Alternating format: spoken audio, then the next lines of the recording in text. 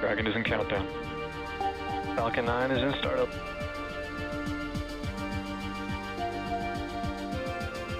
Dragon, SpaceX, go for launch.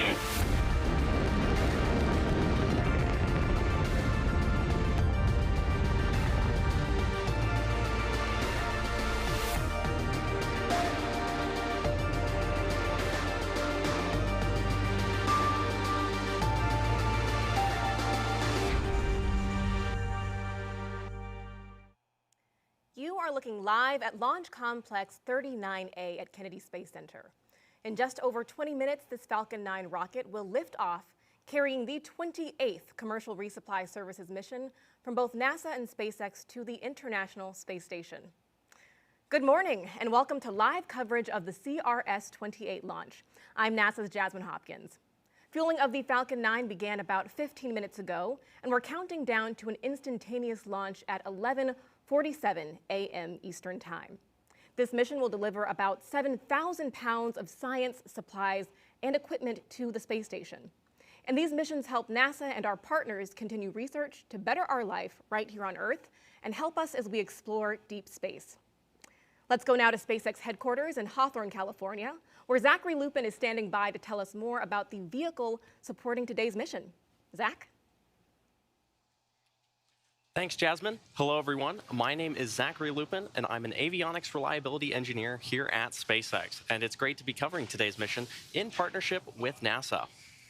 On your screen right now is a live view of SpaceX's two-stage Falcon 9 rocket with our Dragon spacecraft at the very top. Dragon is one of the few vehicles that can deliver significant cargo to the space station and the only vehicle that can deliver cargo from it.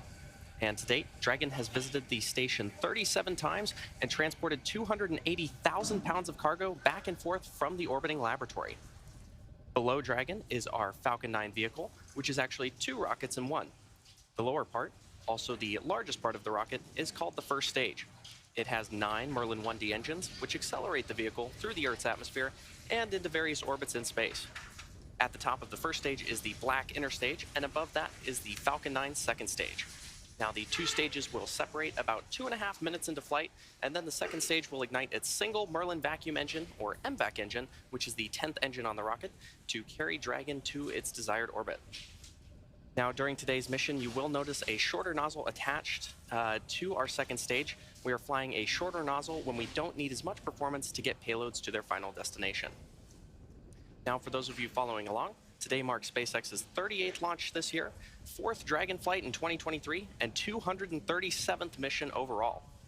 Now, Falcon 9 and Dragon were both designed with reflight in mind, and the vehicle hardware is built to support multiple missions with minimal refurbishment. Today's Dragon is flying for its 4th time and also marks SpaceX's 20th reuse of the vehicle. And the Falcon 9 first stage is flying for its 5th time, and we plan to recover and fly both the vehicle and the spacecraft again in the future. So far, we've reflown 170 first stages, including both Falcon 9 and Falcon Heavy, and we're planning to recover this booster on our drone ship, a Shortfall of Gravitas, which is currently stationed off the coast of Florida in the Atlantic Ocean. And if successful, this will mark the 198th recovery of an orbital-class rocket. Now, as the clock ticks closer to T0, let's head over to NASA's Megan Cruz at Cape Canaveral to talk about today's weather. Megan? Thank you, Zach, and good morning, everyone. Welcome into Hangar AE at nearby Cape Canaveral Space Force Station. This is where I can monitor the launch team as they take us through today's countdown. So far, hearing a lot of good things over the nets. The vehicle is healthy, the team working no issues, the range is green, meaning our path from here to the International Space Station is clear and safe. And the weather, which has been the issue all weekend, forcing the team to stand down Saturday and Sunday attempts. Today, we are 80% go. You can see those watch items on the bottom left of your screen. Launch Weather Officer Arlena Moses will be monitoring a few showers she expects to move into the area during launch. And I know some of you out there, you might be thinking it seems a little windy out here, but those winds are well below any concerns for launch. And as for the weather around the booster recovery area yesterday, high seas kept us from launching, but today, check out this live look from SpaceX's drone ship out in the Atlantic. Conditions are still a little rough out there, but better than yesterday. Hence, again, that 80% go for launch in just about 17 minutes. So right now, SpaceX is fueling Falcon 9 RP-1, or rocket-grade kerosene load, is complete. Super-chilled liquid oxygen is being loaded into the first and second stage. You see those white clouds completely normal. That's some of the liquid oxygen venting off. SpaceX vents off some of that LOX to maintain the right pressure in the tanks. And those clouds form when the liquid oxygen makes contact with Florida's humid air. Our instantaneous launch opportunity today, 11:47 and 0 seconds Eastern Time, if we want to dock with the International Space Station on Tuesday, June 6th. For more on that, let's head over to Shaniqua Vereen inside NASA's Mission Control Center. Thanks, Megan, and welcome to the International Space Station Flight Control Room. I am Shaniqua Vereen, live at the Johnson Space Center here in Houston, Texas. The team of flight controllers at Mission Control Houston today is being led by Flight Director Scott Stover. Teams here in Mission Control will really jump into action tomorrow night into early Tuesday morning as Cargo Dragon approaches the International Space Station. There are currently 7 crew members living and working aboard the station. Expedition 69 consists of NASA astronaut Frank Rubio, Dmitry Petelin of Roscosmos, Sultan Anayati from the United Arab Emirates, Woody Hoberg and Stephen Bowen of NASA, Andrei Fedyayev, and Commander Sergei Prokopyev of Roscosmos. As Cargo Dragon approaches the International Space Station in the morning hours of June 6, NASA astronauts Frank Rubio and Woody Hoberg will be monitoring the arrival from the station's cupola. Cargo Dragon will remain attached to the International Space Station, its zenith port of the Harmony module, for about 1 month, being one of 2 Dragons joining Crew Dragon Endeavour before being packed up with critical science and supplies that will splash down off the coast of Florida for that science to be analyzed back here on Earth. Everything is still a go from the Mission Control Center here in Houston, and we're looking forward to welcoming another Dragon to the International Space Station. So for now, we'll head back out to Kennedy. Jasmine? Thank you, Shaniqua. Now we are about T-minus 14 minutes and counting from liftoff of CRS-28, so let's talk about the science. New experiments will soon arrive on the space station. Thunderstorm observation equipment could improve research on Earth's climate and weather. And astronauts will be growing a second generation of plant seeds in space to see if gene changes transfer to future generations. And those are just some of the experiments joining the hundreds of ongoing investigations already aboard the orbiting lab. This mission will also increase power supply on the station, delivering the 3rd set of roll-out solar arrays, also known as IROSAs. After being installed on upcoming spacewalks, the arrays will roll out into position, boosting power on the station by up to 30%. Now, across the country, NASA and our partners are making small steps and giant leaps in preparation for the Artemis II crewed mission around the moon. So let's take a look at our Artemis Moon Minute. All 5 major structures of the Space Launch System rocket's core stage have now been fully integrated at the Michoud Assembly Facility in Louisiana. The engine section is the most complex and intricate part of the core stage that powers the Artemis missions to the moon. RS-25 engine testing is underway at Stennis Space Center near Bay St. Louis, Mississippi. This test is part of a 12-test series that will certify the new design for crewed Artemis missions. The engine ran for its full planned 720 seconds, the longest duration to date. At Kennedy Space Center in Florida, technicians have been testing the solar array wings for the Artemis II service module. Orion will have 4 solar wings, drawing in 11 kilowatts of power from the sun. Some of the avionics for Artemis II have already been to space. Technicians finished cleaning and removing avionics on the Artemis I crew module, which will be used on the Orion capsule for Artemis II in 2024.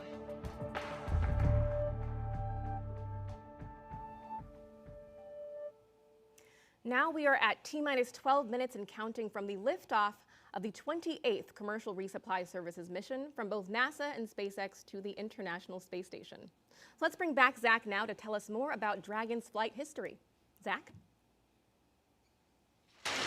Thanks, Jasmine. For those of you following along, you'll know that it's already been a very busy year and couple of weeks for Dragon vehicles at the International Space Station.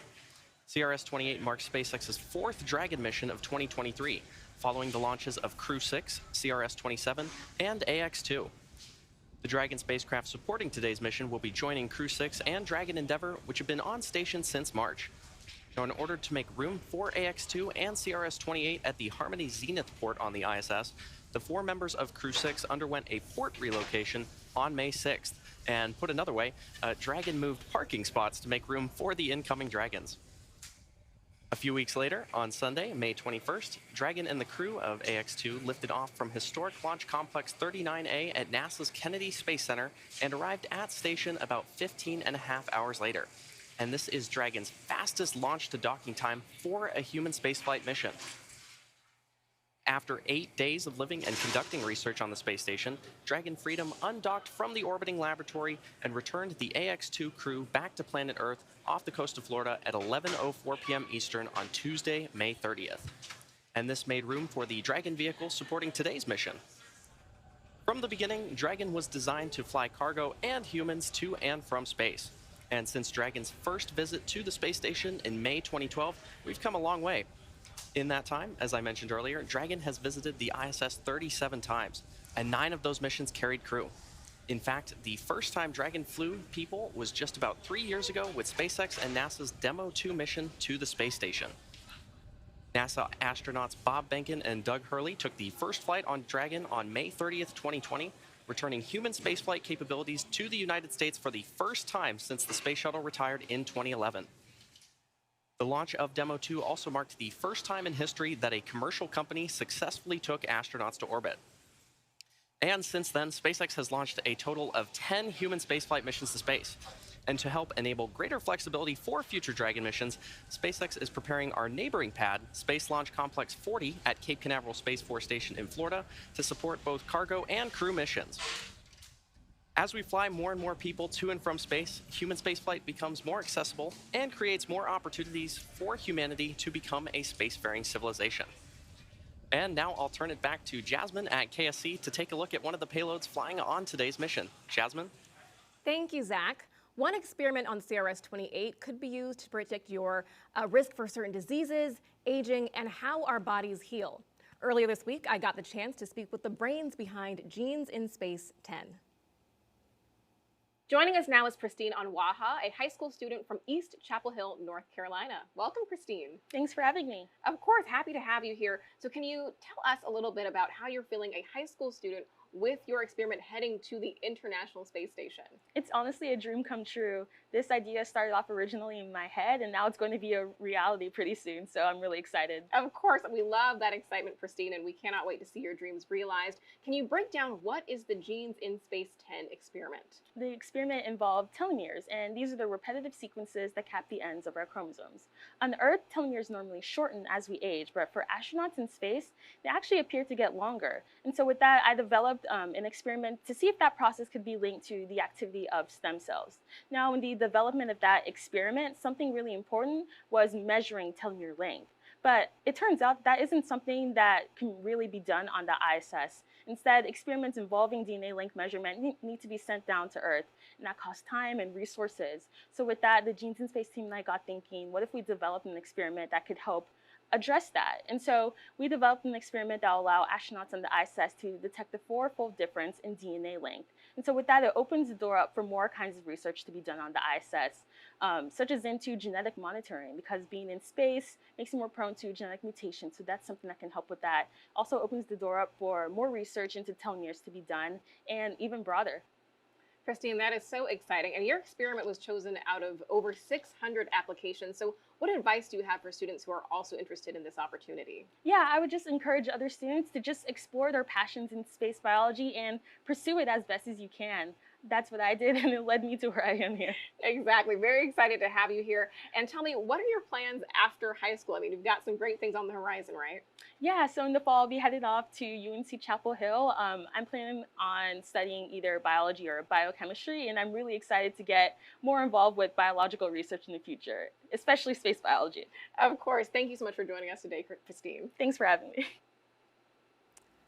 Thanks again to Christine for speaking with us. And she is not the only student experiment going up on CRS-28. STEM engagement is very important to us here at NASA for the future of the Artemis generation. All right, now we are just about 7 minutes and counting until liftoff of CRS-28. So let's bring back Megan here on Florida's Space Coast and Zach live at SpaceX headquarters in Hawthorne, California, to walk us through the final moments of the countdown. Take it away. Thanks, Jasmine. It's T-minus 6 minutes and 50 seconds, and the SpaceX team is currently working no significant issues, and the vehicle is healthy. Weather is currently 80% go, and the range is ready to support today's mission. At this point, Rocket Propellant 1, or RP-1 fuel, is completely loaded on the second stage and nearly complete on the first stage. Liquid oxygen, or LOX loading, is currently underway on both stages and will complete at the T-minus 2 minutes mark to launch. We're also loading helium gas into both stages. Falcon 9 uses helium as a pressurant to backfill the propellant tanks as LOX and RP-1 are consumed by the Merlin engines during ascent. Helium load began before the broadcast went live and will continue to top off until about 1.5 minutes before launch. And about 40 seconds ago, SpaceX performed the engine chill. That's when the team flowed a small amount of the super chilled liquid oxygen into the Merlin engine's turbopumps. They're basically prepping the propulsion system for the full flow of liquid oxygen. By doing this, they avoid a thermal shock to the system, ensuring engine startup Stage 1 goes fuel well. load is complete. And you heard that call out for stage 1 fuel load complete. Now, Dragon also began its startup sequence at T-minus 35 minutes when it coordinated timing with Falcon 9. The spacecraft is currently undergoing vehicle health checks. It will enter terminal count at T-minus 5 minutes, with the next big step just a minute before liftoff, when Dragon will transition to internal power.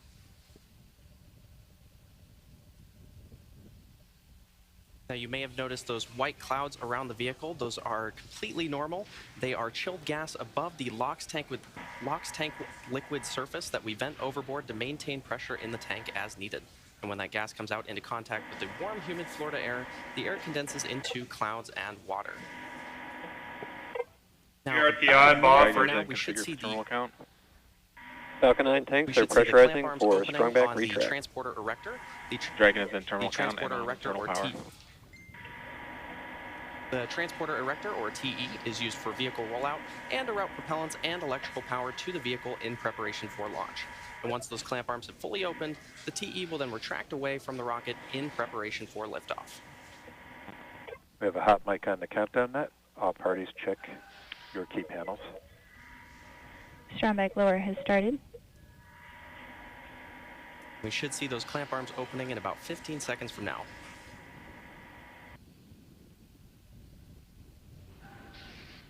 Now, those clamp arms are located just below the trunk of the vehicle, which is beneath the Dragon spacecraft.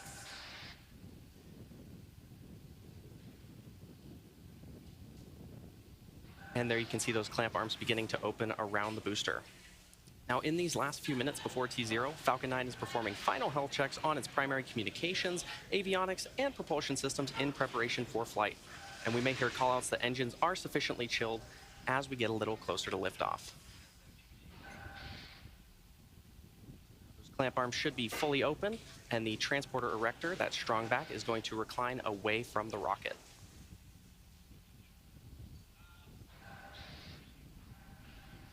Now, you may have noticed in some of these shots, the Falcon 9 booster supporting today's mission is covered in quite a bit of soot, and that is because it previously supported NASA Crew 5, GPS-3, Space Vehicle 6, Inmarsat 6F2, and 1 Starlink mission.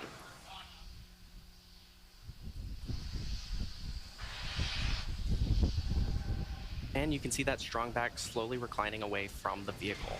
Stage 1 LOX load is complete. This launch will bring about 7,000 pounds of hardware, crew supplies, and science to the space station. One research project will study the effects of space on human DNA. Another will study the effects on plant DNA. Findings from both could help us advance things here on Earth, but also prepare us for future, farther missions into space. And Dragon will be docked to the space station for about a month before returning home. Now, checkouts of the second stage thrust vector control actuators are now underway. This is often referred to as an engine wiggle test. This is when SpaceX moves the thrust nozzles slightly to make sure the guidance hardware is ready for flight. SpaceX will do the exact same test on the first stage engines, but that happens just seconds before ignition.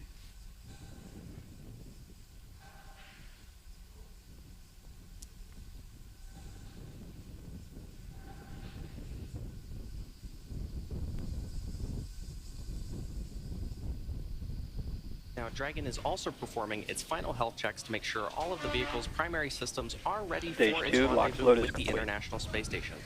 Dragon is and there's that call out that stage 2 LOX loading is complete. That wraps up propellant loading for both stages of the Falcon 9. And as I mentioned earlier, you may have seen those white clouds around the vehicle. Ground gas Those closeout. clouds you see are the chilled gas above the LOX tank liquid surface that we vent overboard. And when that gas comes out in contact with the warm Florida air, the air condenses into clouds and water. Now Dragon is about to transition into internal power.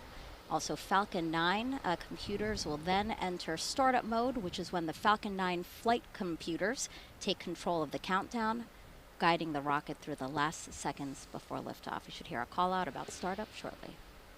Falcon 9 is in startup. Dragon is in countdown. Both stages are now pressurizing for launch. At T-minus 45 seconds, we'll hear the SpaceX launch director verify go for launch. Go for launch. There you go. And at launch, the International Space Station will be flying 260 miles over the North Atlantic, south of St. John's, Newfoundland. T-minus 30 seconds.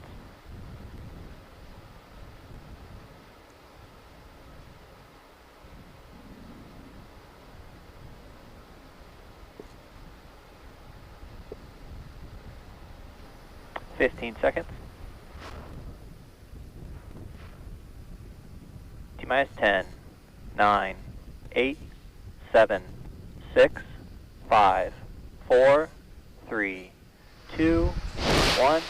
Ignition, engines full power, and liftoff of CRS-28. Go Falcon, go Dragon. Liftoff of about 7,000 pounds of science and cargo, including a new pair of solar arrays to boost power on the space station.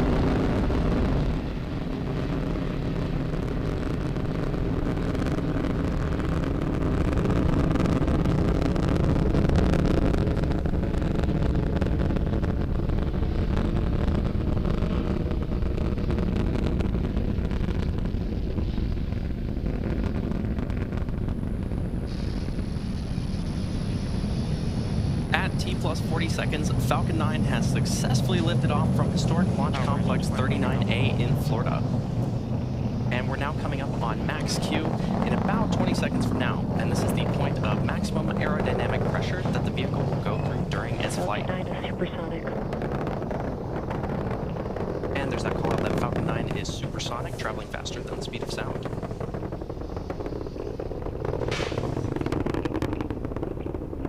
Max Q. And there you heard the call out for max Q. Coming up next are 3 events back to back, the first of which is main engine cutoff, or MECO, and this is when all 9 Merlin 1D engines on the first stage shut down. After those 9 engines shut down, the first and second stages will separate, and this is also called out over the nets as stage separation. From there, the second stage will ignite its Merlin vacuum engine to boost Dragon to low Earth orbit during SES, or second engine start one. And this whole sequence takes about 15 seconds.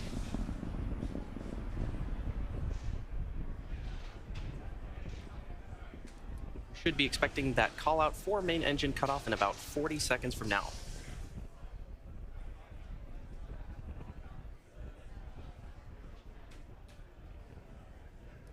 Some amazing views of our Falcon 9 vehicle as it takes our Dragon spacecraft to orbit.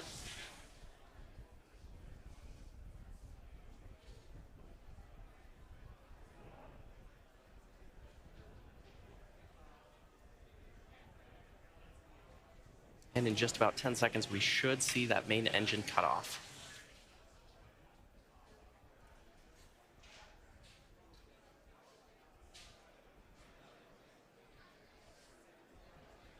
Nico?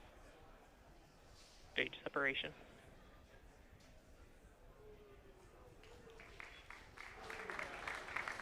In vac ignition. And there you heard those callouts and probably saw on your screen, main engine cutoff, followed by stage separation, and then second engine start 1. As I mentioned earlier, we're flying an MVAC nozzle, a shortened MVAC nozzle on our second stage. If you're just tuning in, you're watching a live webcast for the 28th Commercial Resupply mission to the International Space Station for NASA. This is SpaceX's 38th mission for 2023 and the 4th Dragon flight to the International Space Station this year.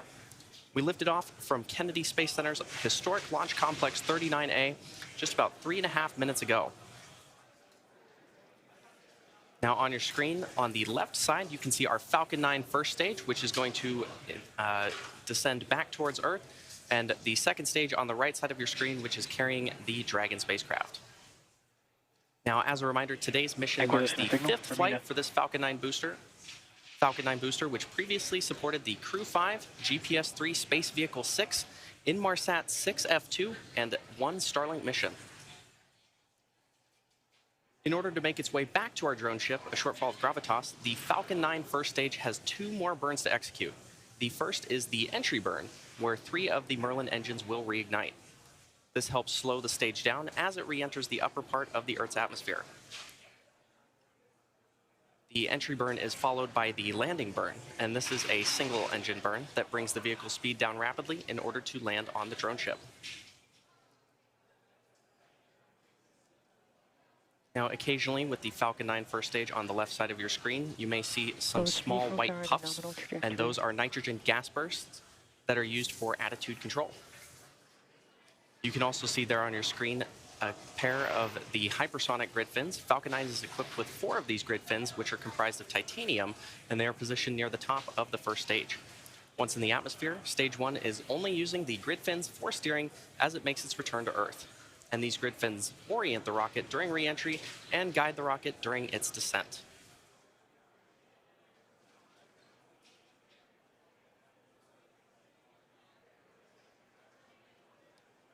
Now, the Falcon 9 first stage has 9 Merlin 1D engines, and each engine generates about 192,000 pounds of thrust. On the second stage is the MVAC engine, which has a slightly wider nozzle, and the vacuum engine generates about 203,000 pounds of thrust.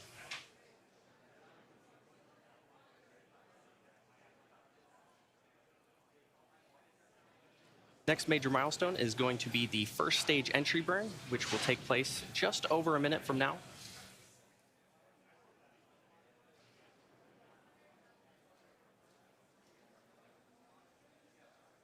There you can see an amazing view of our stage 2 with its shortened MVAC nozzle.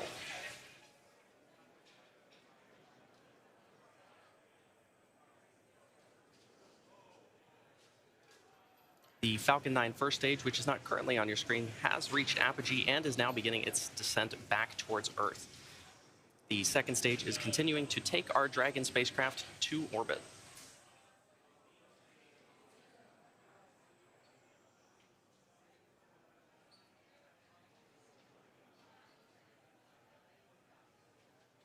We should see that first stage entry burn begin in about 15 seconds from now on the left side of your screen.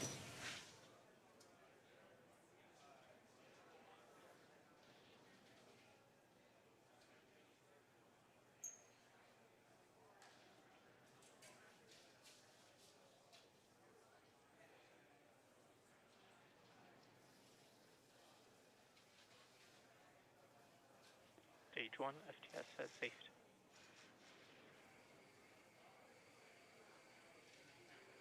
Stage 1 entry the burn second startup. stage on the right side of your screen.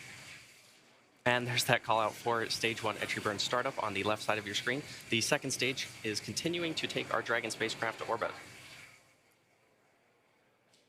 Now again, the entry burn is the first of 2 burns that the Falcon 9 booster performs before landing on our drone ship. Stage 1 entry burn shutdown. And there's that confirmation of stage 1 entry burn shutdown. As we get closer to first stage landing, it's good to note that the Falcon 9 first stage is equipped with 4 landing legs made of state-of-the-art carbon fiber with aluminum honeycomb. These landing legs are placed symmetrically around the base of the rocket and deployed just prior to landing. And if successful, this landing will mark the 198th time that we've recovered a first stage booster, including both Falcon 9 and Falcon Heavy missions.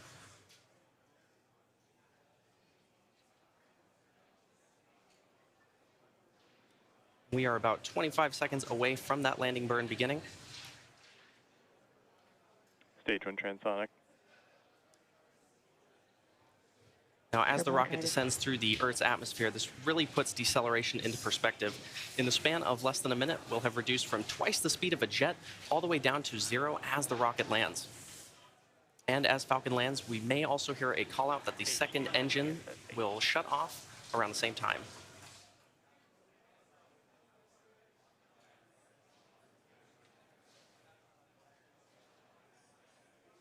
Stage 1 landing burn.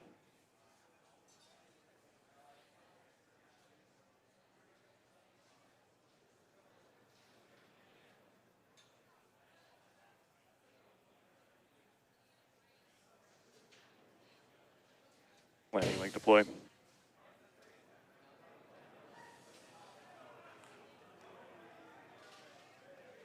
Stage 1 landing confirmed. And there you have it. The Falcon 9 first stage that supported today's mission has landed for its 5th time, having previously supported Crew 5, GPS 3, Space Vehicle 6, Inmarsat 6F2, and a Starlink mission. Today's landing also marks the 198th successful landing for an orbital class rocket. You may have also heard confirmation of good orbit. Acquisition of signal, Newfoundland. At T plus 9 minutes and 30 seconds into the mission, we are coming up on the last major task for Stage 2, commanding separation of Dragon a couple minutes from now. And we expect to have video of Dragon separation from the top of the second stage, which looks into the trunk. CRS-28 will be joining the Crew 6 vehicle, currently on orbit, so we'll be back to having two Dragon spacecraft docked at the International Space Station.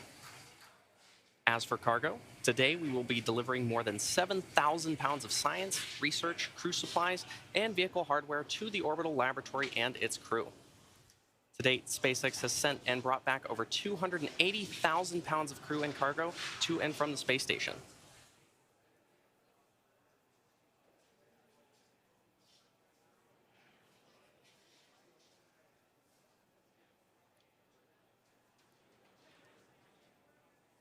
And we should be seeing Dragon separation about a minute and a half from now.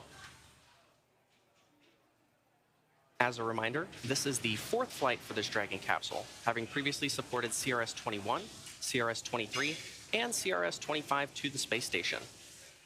Today's flight also marks the 20th reuse of a Dragon vehicle overall. Now, Dragon has 16 Draco thrusters on board, each with the capability to deliver 90 pounds of force. There are 4 pairs of 3 thrusters spaced evenly around the capsule, as well as 4 forward bulkhead thrusters underneath the nose cone. Now, notably, today's Dragon does not have super Draco thrusters, seats, or life support systems, as it's not carrying crew. And this saves on weight and space, and also allows for a faster refurbishment time.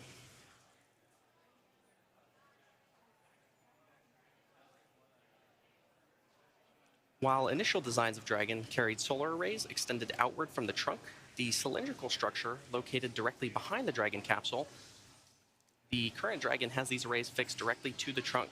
And you may see at some point both a light and a dark side of the trunk, and that dark side is actually those solar panels, while the light side is a radiator to help cool the spacecraft.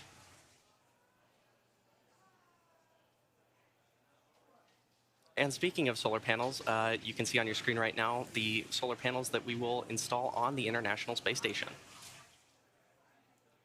Once the Dragon capsule reaches the ISS, it will be able to autonomously dock using its navigation sensors, centerline camera, and light detection and ranging or LiDAR equipment. And there you can see on your screen Dragon separating from the second stage.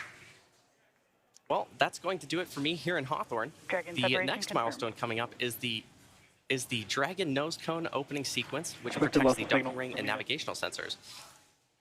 And I'll toss it over to Shaniqua in Houston to talk us through it. Shaniqua? Thanks, Zach. Everything is still going well back here in Mission Control Houston. Right after Dragon separated, it began a series of automatic checkouts, including small firings of the Draco maneuvering thrusters. The next milestone is nose cone deploy. The nose cone protects that docking hardware and rendezvous and tracking elements on top of Dragon during ascent.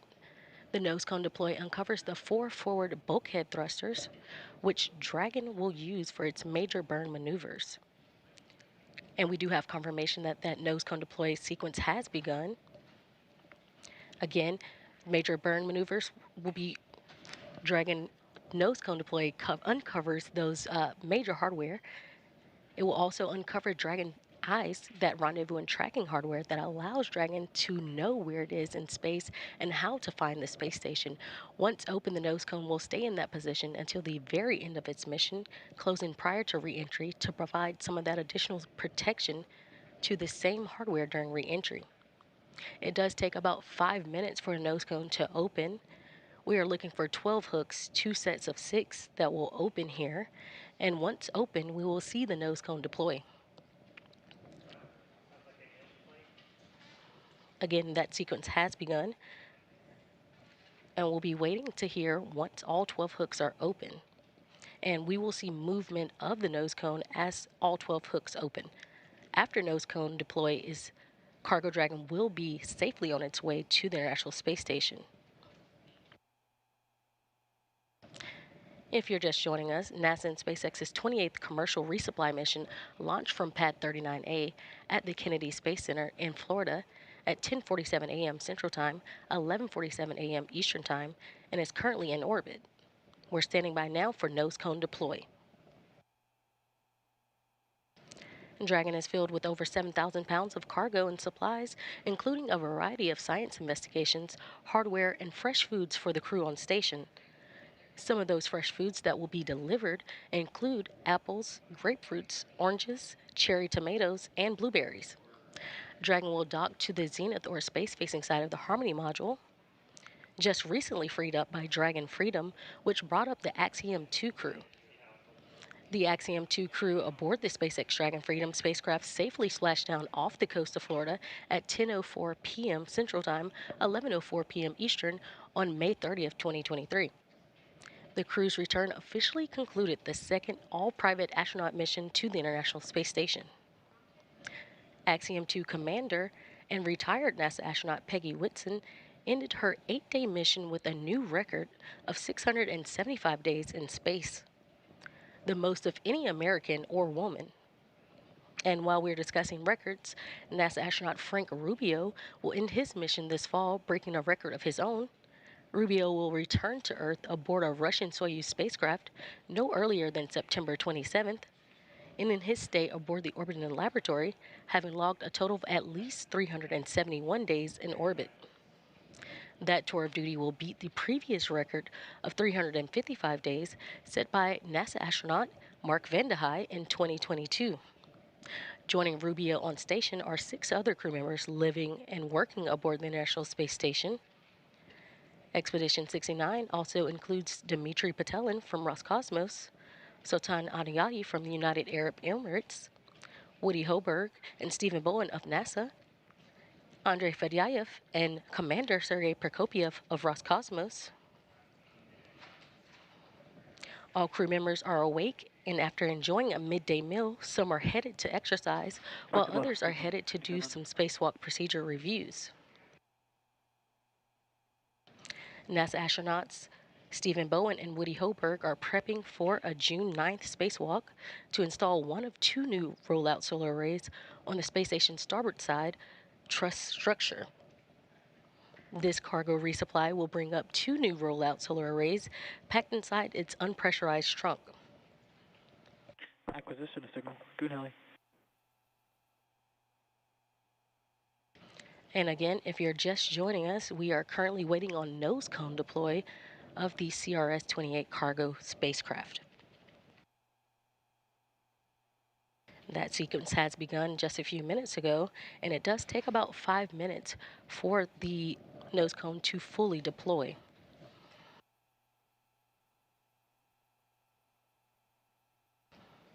After confirmation of nose cone, that the nose cone has been deployed, we will have a special guest join me for a quick interview. He will talk a little more on what Dragon is bringing up and its benefits to the International Space Station.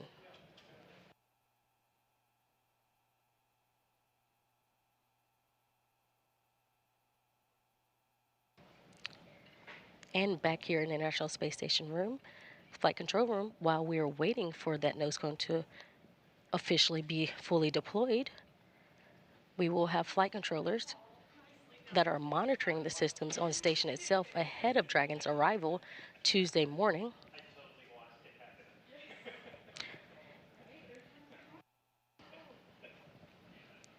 Again, once the nose cone is fully deployed, we will have Cargo Dragon on its way to the International Space Station. Once Dragon does cross that approach ellipsoid, which is that mythical sphere around the space station, flight controllers here in Mission Control Houston will begin joint operations with SpaceX teams in Hawthorne, California. Again, we will have NASA astronauts Frank Rubio and Woody Hoberg, who will be monitoring the approach and arrival of Dragon with a planned docking time on Tuesday morning at 4:50 a.m. Central Time, 5:50 a.m. Eastern Time. Once Cargo Dragon is docked to the station, Rubio and Hoberg will begin hatch operations to open the hatches between the International Space Station and Cargo Dragon.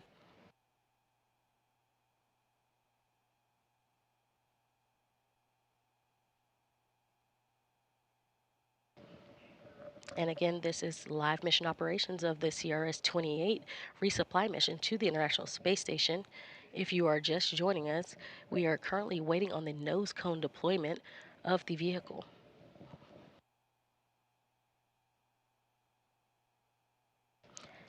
And we currently see that nose cone currently opening.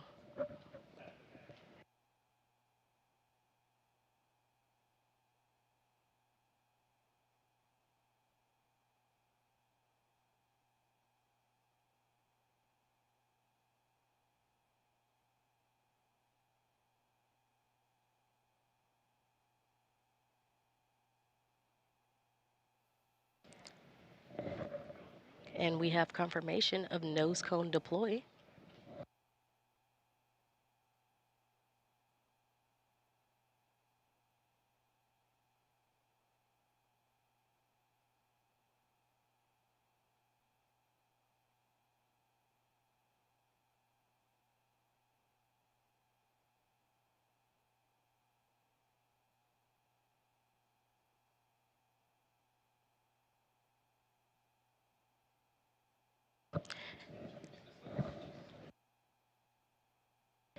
And there we have it. We have nose cone confirmation of deployment.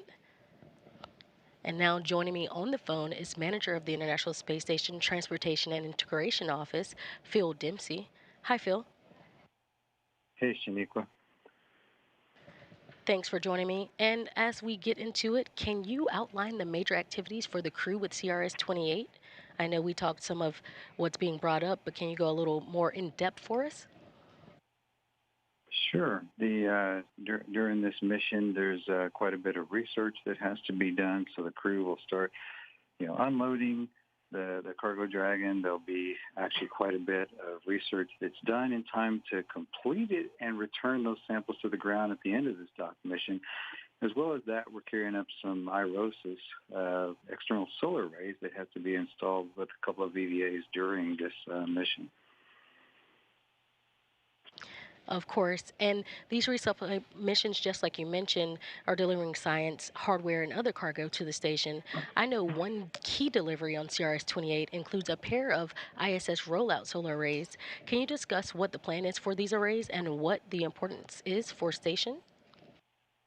Yeah, absolutely. So as you know, the ISS program is extending operations to 2030. The robustness of the vehicle has been one of the key factors in our ability to do so. One thing we've seen is expected degradation of solar array performance over time. So these IROSIS will enable us to get back to beginning of life power levels. With this pair on the SpaceX 28 mission, we'll have augmented 6 of our 8 power channels further enabling the ISS program to continue full research utilization without interruption. That's why we're here in the first place. Thank you. And as always, I know it's a busy time aboard the International Space Station with cargo vehicles coming and going and multiple planned spacewalks. How complex will the next few months be for the station program and the global partnership? Sure. Well, as always, there's a lot going on. First we have the spacewalks to install the IROSs, which I just mentioned. Those are actually some of the most complex that our crew performs. Not long after completing those, we're looking forward to the NG-19 cargo resupply mission later this summer, bring up more critical supplies and research. And then we're not too far away from the next crew rotation missions on both the SpaceX Crew Dragon and the Soyuz spacecraft. So we're definitely looking at some complex choreography, but we've got extremely capable teams across the world making it all happen. Thank you so much. And we again appreciate you for joining us today. All right. Thank you, and have a great day. It's good to see a good launch today. Perfect. Thanks, Phil. Join us again early Tuesday morning at 3:15 a.m. Central Time for live coverage of docking for CRS-28. Again, everything is on track on the International Space Station side, so that'll do it for us here in Mission Control Houston. Now back over to you, Kennedy. Jasmine? Thank you, Shaniqua. Yet another beautiful launch from Florida's Space Coast. And that's going to wrap up our launch coverage of the 28th Commercial Resupply Services mission from NASA and SpaceX. Thanks again for joining us, and we'll leave you with a replay of today's launch. Until next time, go NASA, go SpaceX, and go CRS-28.